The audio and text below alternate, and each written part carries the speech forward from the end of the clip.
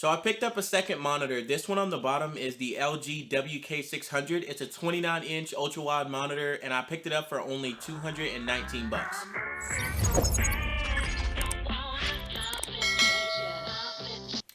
So before I get into this monitor, I want to go over just a few reasons why I picked this one. When I went in, I didn't know exactly which type of monitor I wanted to get, if I wanted to get an ultra-wide or another 27-inch monitor just to put on the side of this one. And I decided on the ultra-wide because you get that extra screen real estate, plus you have that extra monitor. I feel like if I got two 27 inches, it would still be that same aspect ratio. So if I wanted to do something like editing, which would benefit having a longer screen, it would be better to have that ultra wide on the bottom, which is already stretched out, and then I could still use that top monitor to do other things. And also an IPS display. I wanted a monitor with an IPS display. The one I have up top is a VA panel, and it does look really good. I just wanted to see the difference for myself between it and the IPS panel. So the first thing I want to talk about is the display. So it is a 2560 by 1080 monitor. It has an IPS screen. It has a 75 hertz refresh rate, and it's not the fastest. And it only comes out of the HDMI port. It does not come out of the display port. I'm not sure why they did that. It's a little bit different from my other monitor.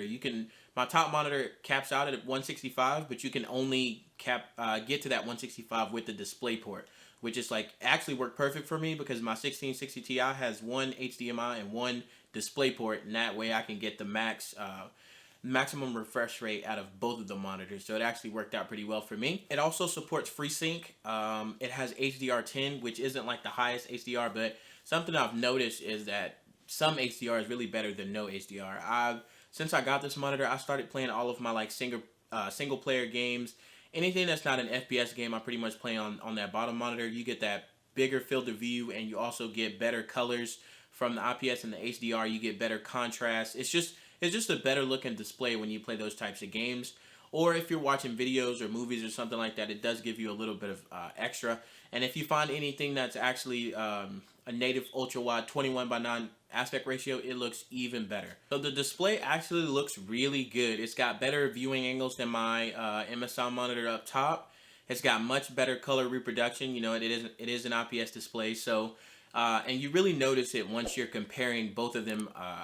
Like I have them stacked on top of each other, so you can notice the difference, and it's actually striking. I thought it wouldn't be that much of a difference. I wouldn't notice it too much, but I feel like if you've never had an IPS panel, you wouldn't really be upset at the VA panel. I mean, it does look really good as well, but the IPS panel does really shine when it comes to colors.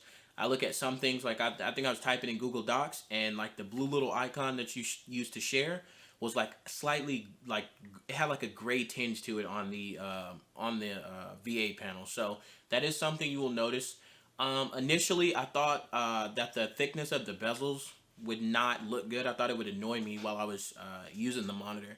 But once you actually get it and you use it for just I don't know, I probably use it for about an hour, you literally completely forget about the bezels. They're thicker than my MSI bezels, but having them side by side is really no big deal. You really don't realize the difference too much when you're using it. They're not like overbearing or anything. I think they're like 1.3 centimeters thick, so they're not huge. So on the back of this monitor, you have 3 different ports. You've got 2 HDMI ports, or they're not all different, but you know, you got 2 HDMI ports and you got 1 display port and a headphone jack as well. Now the display port can only run up to 60 hertz, but the HDMI can run up to the full 75. And it actually worked out perfect for me because I have the display port plugged into my other monitor, and it just kind of balanced itself out. The last point I wanted to touch on was that this monitor actually comes with speakers built in.